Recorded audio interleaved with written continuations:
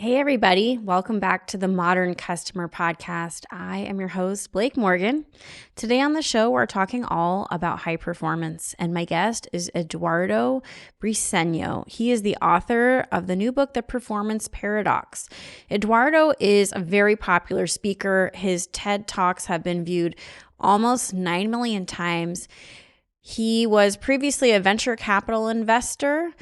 He is a Pahara Aspen Fellow, a member of the Aspen Institute's Global Leadership Network, and his new book was chosen by the Next Big Idea Club, which is the book club of Malcolm Gladwell, Susan Cain, Daniel Pink, and Adam Grant, as a book club favorite. And today we're talking all about mindset and how you can encourage high performance from your team and some tips for high performance for yourself. Please enjoy my podcast with Eduardo.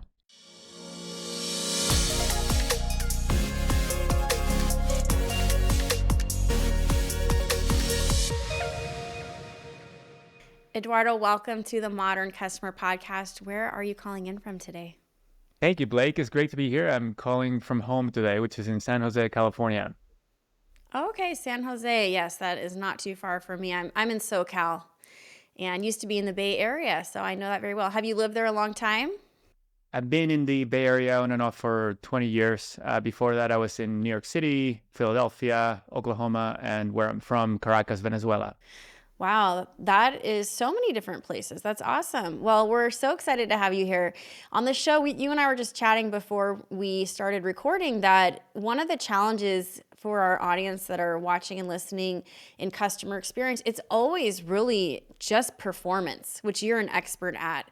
Let's just get into this idea of performance and how to have the mindset for growth. How did you become interested in this topic and get started? I became interested in this topic when I met Stanford professor Carol Dweck back in 2007, and I learned about her work on growth mindset and fixed mindset. And we co-founded an organization together called Mindset Works, and she's been my mentor for the last 16 years. And I realized how a fixed mindset was getting in the way of my personal and work life and my performance. A growth mindset is the belief that people can change, that our abilities and qualities are things that we can develop over time. And a fixed mindset is when we think of ourselves as perfect or as naturals, as a genius, or as inept, as unable to improve. And those beliefs get in the way of behaviors that lead us to improve. And so in learning about her work, I learned how this belief is really important, but I also learned that we not only need to know that we can improve, but also how to improve. And I realized that I was stuck in what I call chronic performance. I was just trying to do my best every day. And I realized how focusing only on performance decreases our performance. So when we're just trying to perform all the time, we decrease our results. That's what I call the performance paradox, which is the title of my book. Okay, so glad to have you here. I love this topic. Can I just ask you, for you, were you attending Stanford at the time, and like what was going on in your life where you realized you had this conundrum?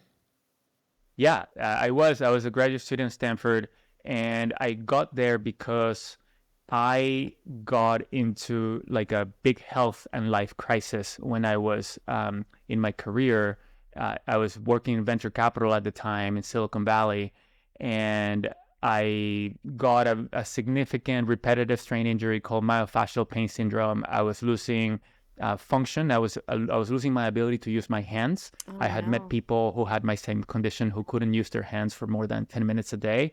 And I realized that, wow, like I can't take my hands for granted and my ability to do things for granted. So I better learn how to heal, but also how to live in a way that I feel like I'm making the best out of every day.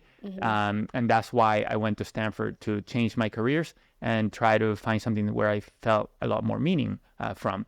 But what I realized was in part of that whole journey that what I had gone into was into trying to work really hard to meet other people's expectations. Like in school, I was just trying to get good grades and like do whatever teachers wanted me to do to get grades on the tests. Yeah. Then, in trying to find a job, I was just trying to get a job that was high paying. I was trying to get good reviews, and I wasn't really interested in any topic in particular. I was just trying to do what society expected of me, and that led me into trouble. So I was stuck in chronic performance, and I hadn't kind of reconnected with the curiosity and growth that we all experience as children before we get to school. So how are your hands now? Are you doing better? Yeah, I'm 100% now, but it took a long time. It took first it was really hard to diagnose. So I went to tons of doctors, tried acupuncture, tried, meditation, all kinds of different things. I went to eventually once I was diagnosed, I went to DC for 6 weeks and I got a dry needling treatment every day. Wow. For 6 weeks. I stretched for an hour and a half every day for 3 years. I used speech recognition for 3 years. So I changed the way I ate, changed my health habits, the way I conduct my body, the way I breathe. There's so many things that I had to learn and change, but yeah, I completely healed. Wow, that's amazing. And so that started your trajectory on maybe sharing this wisdom with the world and doing your TED Talks. Is that correct? Do I have the timeline right? Yeah, then I went to Stanford and I was interested in social entrepreneurship and education. So I got an MBA and a master's in education. And Carol was looking for somebody with a business background to get her ideas out into the world. This was a time when her book had recently come out. Nobody had heard of growth mindset before. And so we co-founded this organization called Mindset Works to help schools foster growth mindset cultures. And I became passionate about just helping people see the value of growth mindset and how to foster a growth mindset. And along the way, I was encouraged by a board member to start doing more public speaking. And that's what led to my first TEDx talk on growth mindset, which became viral. It's being watched by over 4 million people. And then in doing this work and helping people figure out how do I actually foster growth mindset and how do I foster learning and higher performance, I came with this framework between the learning zone and performance zone, which is the basis of my book and my second TED Talk, which has also now been watched over 4 million people, called How to Get Better at the Things We Care About. And so it never was my plan to become a speaker or an author. It just all kind of has come out of this thing that I became passionate about, which was realizing how I had gotten in the way of my own goals, and then how other people could unlock the same insights and strategies so that they could better achieve their goals. Seems like performance is one of the biggest challenges for businesses too. Like, how do you get the most out of your employees? How do you inspire greatness? I think the hardest thing for corporations, having worked at one, is how do you have your employees perform at the highest level? At the same time, you have to put guardrails. And in my world, which is contact centers, there's a lot of micromanagement, whether that's scripts or metrics. So just in looking at the business world, what are some of the challenges that you see plaguing performance and just some of the common, I would say, unhealthy mindsets that you're seeing from a business perspective in employees? Well, the first biggest challenge is that we all tend to, like a lot of us, and it was true for me, we were confused into thinking that the way to improve and the way to succeed is to work hard. If we just work hard every day, then we'll get better and we will succeed. And what I realized and what I'm sharing now is that there's two different forms of hard work, and those are both really important. One is hard work to perform, to execute, to do things as best as we know how, trying to minimize mistakes. That's what I call the performance zone. And the second is what I call the learning zone, which is when we try new things, we experiment, we do things that may or may not work, we solicit feedback, we look at our mistakes to look at the root causes to see how can we prevent this mistake from customers in the future. How do we change our systems? Those are things that are different than just getting things done. And we need systems and habits to engage in both forms of effort, right, on the learning zone and the performance zone. And so businesses are often stuck in chronic performance, just in the performance zone. And there's a couple of reasons for that. One is, as humans, we suffer from something called present bias. So it's a cognitive psychological bias where we overvalue immediate rewards and undervalue kind of investment for the future. So that prompts us to just focus on doing the best right now and not engaging in the learning zone for future benefit. Also, there's systems in society that lead us to be in the performance zone, starting from school, which is very performance oriented, but even kind of in business, in Wall Street, right?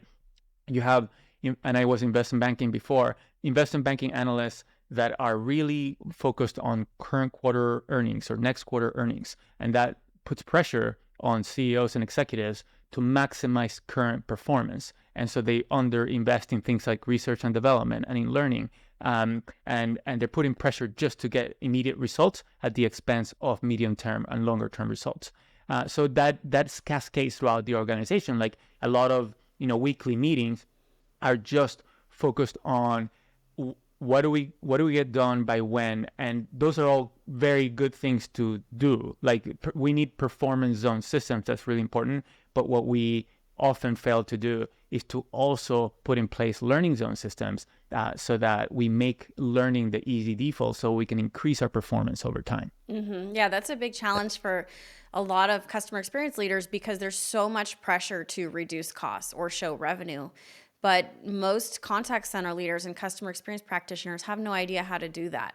And they're not given the luxury of long lead times to show if we invest in our customer relationships that the business will do better. And that is the single biggest issue facing my industry, that most executives just do not want to wait to see, oh, if we treat our customers better and we invest in these programs, there will be a return. They're not willing to wait around like Jeff Bezos for so long to see that. Yeah, so in customer contact centers, we can think about things like sometimes we get into the goal of just solving the one customer problem after the next customer and the next customer and the next customer, and we need to do that. We need to solve the customer problem, but what we sometimes fail to do is think about like what Jeff Bezos used to say. It's like, what led to this problem? How do we change our systems and our tools so that future customers don't have the same issue, right? And sometimes that's a reflection and a change that we can make within our department. But part of what also leads to this challenge is that departments are separate and siloed from each other. And so sometimes in customer support interactions, we can uncover issues in other departments, right? In other parts of the system and the organization that we could change there to improve the customer experience or to prevent customer problems. And sometimes we don't have that cross-functional collaboration and that systems thinking. And so those are things to think about in terms of what are the root causes of issues, and also how do we ask more questions, solicit more feedback, and do more exploration with customers so that we can delight them more, right? And improve things even further. So, Eduardo, to have the growth mindset, one of the challenges that I hear about is that you have to focus on today, but you also have to look at what could come up for tomorrow or think about your growth for tomorrow. And I think for many people, it's just too much. They can't do it, and the businesses can't do it. So how do you create time in the day to focus on what's happening right now on your plate, but also keep your eye on the horizon? Like, what hacks do you have for people who just don't feel like they have enough time or mental room in their brain to do that? Yeah, so this doesn't have to take more time. It's more about how we do things than about blocks of time. There are things that do require time that can be helpful, like deliberate practice or reading or listening to podcasts, right? But the biggest opportunity for most of us is to shift the way we work. And so to do a couple of things. First of all, identify what it is that we're looking to improve. Like each of us should have one thing that I'm looking to improve, or as a team or as a department, what is it that we're trying to improve and how are we going about it? Second, kind of reminding ourselves of what that is every morning. Like if we remind ourselves of what one thing am I working to improve every morning, we're priming a growth mindset, we're priming the learning zone, and we're making it a lot more likely that we're going to notice opportunities for improvement as we go about our day and as we go about getting things done. So then we can also embed things in systems and habits that make learning the easy default. Like for example, in our meetings, like at LinkedIn, the top 100 leaders at LinkedIn have a weekly meeting. And in that meeting, they have a section of the meeting where they talk about what people have learned the prior week. So anybody is invited to share, hey, here's something we learned last week, and here's the so what. Here's what we're going to be doing differently going forward. And so it's really easy to change the conversation by changing the agenda, right? That's a very easy shift to make. And then there's habits that we can form. Like I think the most powerful habit that doesn't take much time at all, that we can all benefit from, is soliciting feedback, right? Whether it's soliciting feedback from our customers, it can be something that's automated, that it just happens without even our effort. It can be an automated thing. But once we get into the habit of soliciting feedback from our customers, from our colleagues, from anybody, frequently, at least several times a week from different people, that is the single most powerful learning zone strategy, and it doesn't have to take much time at all. Okay, so you're a fan of feedback, but perhaps what happens when you're getting feedback from someone that maybe you don't look up to them and you don't feel like they have the growth mindset? Like, should we be picky as far as who we ask for feedback from? We can be. I personally find feedback always to be helpful because it's information, right? It's information about what the other person is thinking that I didn't know before. And so I'm very thankful for the person to share what they're thinking.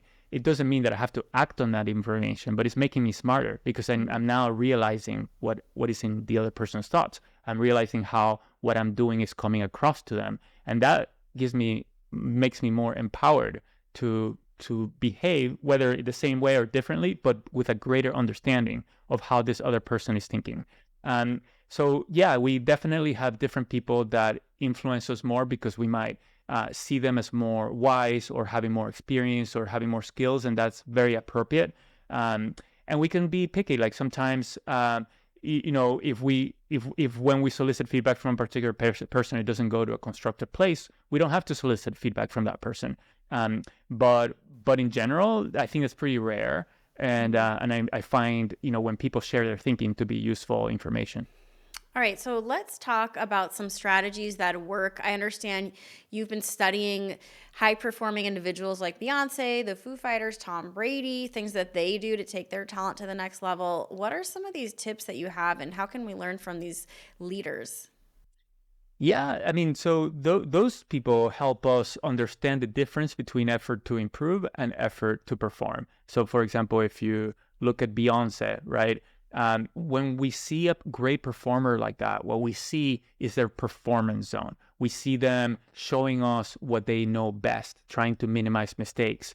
And sometimes we get the impression that they're just naturals at it because we haven't seen the process that they go through in order to improve, which looks very different from what we see on stage.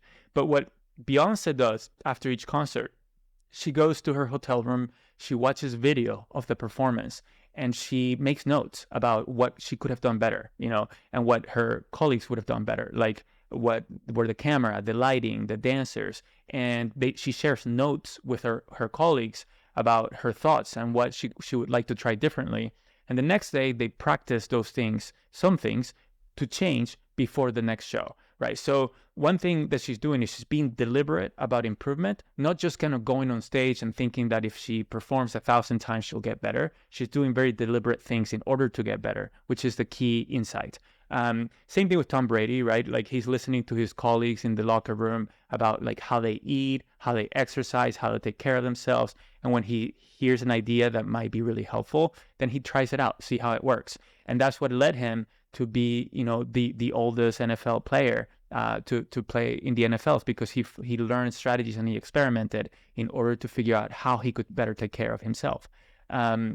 So there's lots of different learning zone strategies that we can use in different contexts. For performers like that, the number one strategy that allows them to improve is something called deliberate practice, which is when you focus on a specific sub-skill, practicing at a high level, beyond what you can do, a lot of repetitions, a lot of feedback in between repetitions and adjustments, ideally with the guidance of a coach. But in the workplace, often there are other strategies that are more powerful. Like it could be experimentation, it could be soliciting feedback, it could be talking about our mistakes and what we can learn from them, as examples.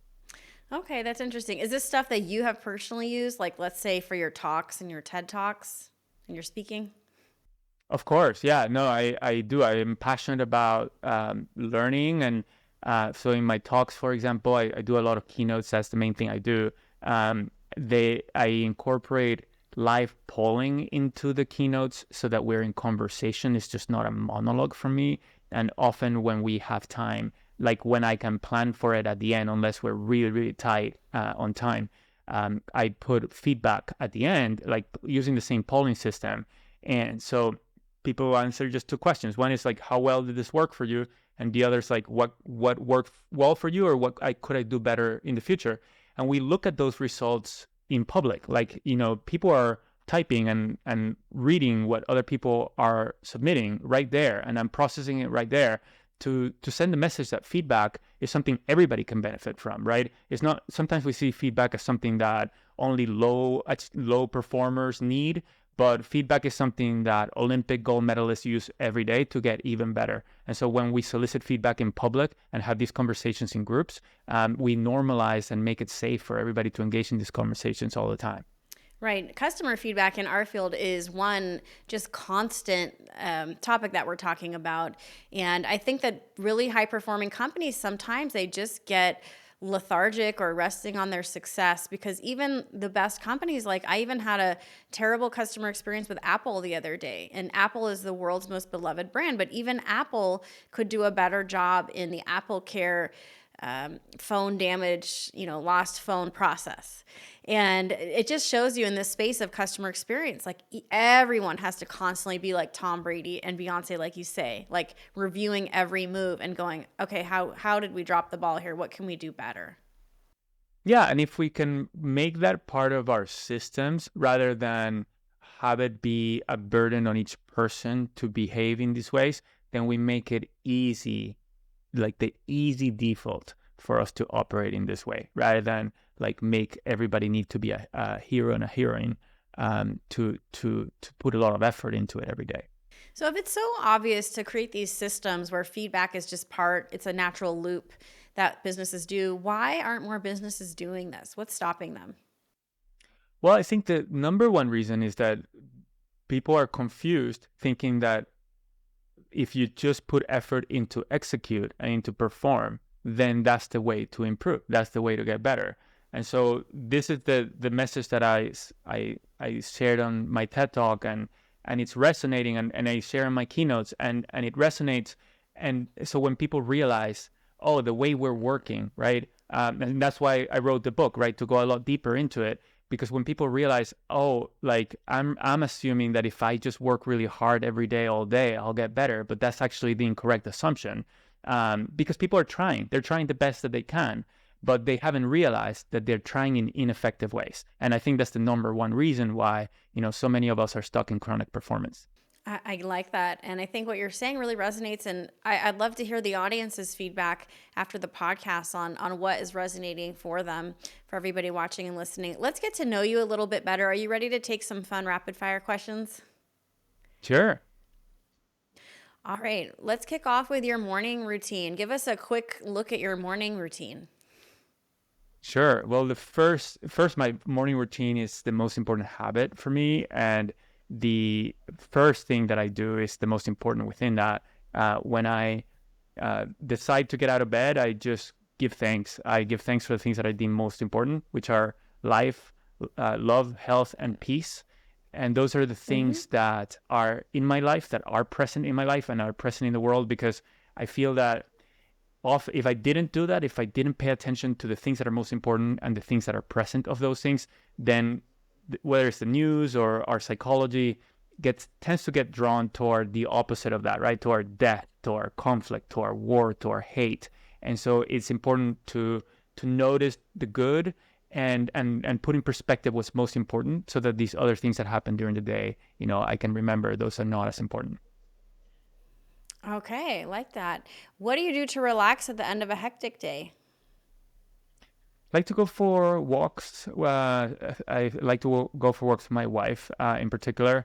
I like to play tennis with her, and I like to read at night, like either historical fiction or something that's not related to work. Like right now, I'm reading a book called Clan of the Cave Bear that I'm really enjoying. All right, love that. What's your favorite type of vacation? Oh, there's so many different kinds that I enjoy, but beach, just relaxing at the beach. I love the ocean, but I also love history. So going into like really old places and learning, like, and thinking about what life might have been like in the past is something that I enjoy as well. Cool. And if you could have lunch with anyone dead or alive, who would it be? Um, maybe Trevor Noah, that would be a lot of fun. And also like I would learn and yeah, it would be really fun. And if you could summarize your life motto in a few words, what would it be? I would say the self is not something one finds, it is something one creates. And that's a quote by Thomas Sass. I love that. That's awesome. And where can people get a copy of your new book? My book, The Performance Paradox, is available wherever books are sold. It was selected as a must-read by the Next Big Idea Club, which I'm really excited about, which is curated by Susan Cain, Malcolm Gladwell, Adam Grant, and Daniel Pink, and it's available on Amazon or anywhere else books are sold.